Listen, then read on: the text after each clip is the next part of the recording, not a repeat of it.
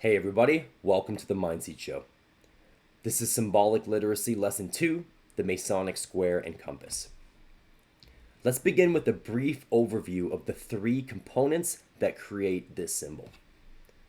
At the bottom, we have the square. On top, we have the compass. And in the middle, we have the letter G. Now, further in the presentation, we will be exploring each one of these components in depth as each carries its own meaning. But before we do that, I think it's important to take a step back and take a look at the background and origins of this symbol. The Masonic square and compass is the most recognizable symbol in Freemasonry. And as we can see here, we have a picture of three Freemasons, and they are all wearing the Masonic square and compass as a necklace and on their clothing as well. Now this kind of begs the question, well, what is Freemasonry? Freemasonry is a tradition that has been largely misunderstood and shrouded in mystery. But the main takeaway is that Freemasonry is not simply a fraternal organization. So especially in the modern age, there tends to be a focus on the lodge system and on the networking element of Freemasonry.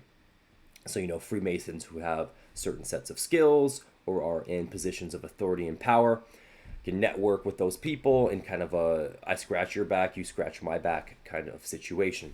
And that tends to be the focus of modern day lodge Freemasonry. However, the fundamental truths and knowledge of Freemasonry has become very diluted because of that.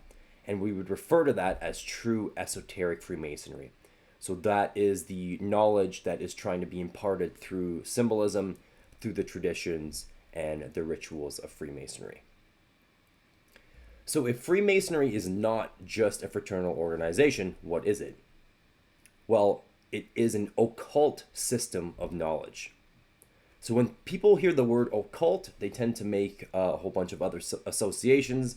They tend to think of going out into the forest and, doing some sort of sacrifice, people in hooded robes, or they think of occult, like, a cult, a group of people.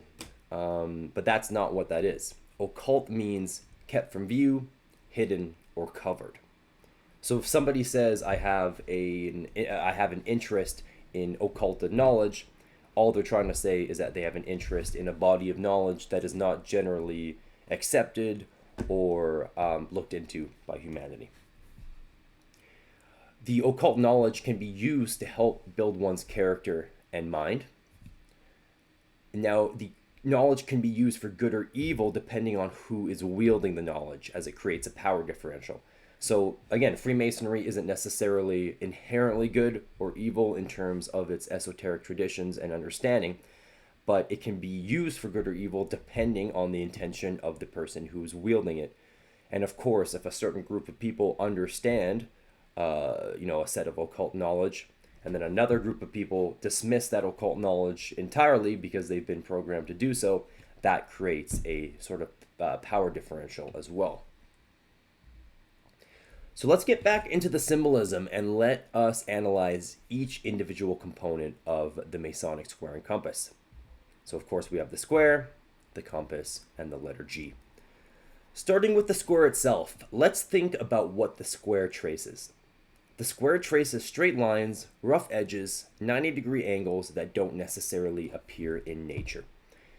Now this represents our base consciousness. This is our human, animalistic, physical aspect. And it can also be linked to the R complex of the brain, the reptilian brain. So that's the lowest part of the human brain. It's the part that's responsible for governing our survival instinct and our physical needs. So that's really our animalistic reptilian brain. Okay? And that's associated with the physical body, the physical world. Next, we have the compass. So if we think about what the compass traces a circle which has traditionally represented perfection and divinity. A circle is immeasurable due to the fact that pi is a transcendental number. So that's a topic that can be explored on its own, but the idea is that the circle is unbroken and therefore is a symbol of the infinite, of divinity, of God, whatever word you'd like to associate to that concept. And this tends to represent our higher consciousness. So this is our spiritual immaterial aspect. It is connected with the neocortex, which is the highest part of the human brain responsible for our rational and logical faculties. And we can associate the compass with the mental body and the mind.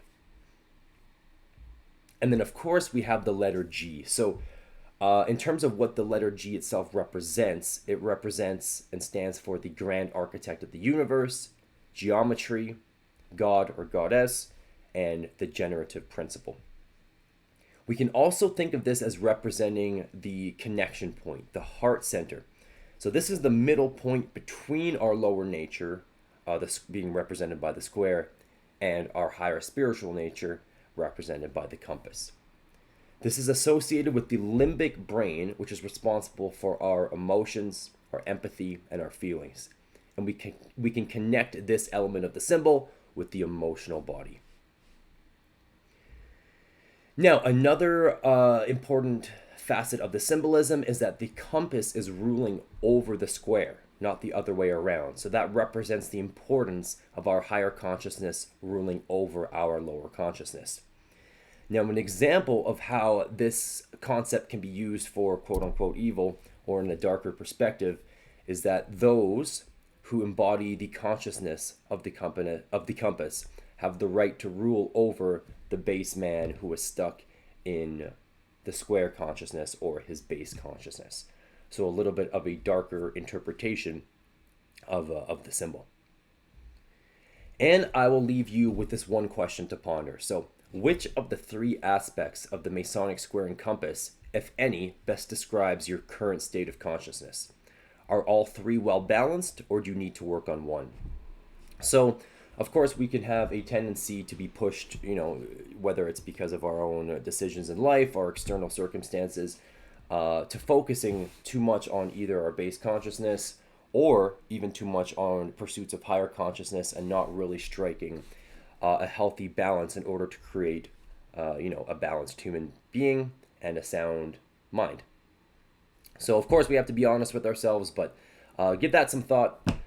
Put your thoughts in the comments. Again, thank you for watching this episode of the Mindseed Show, and we'll see you next time.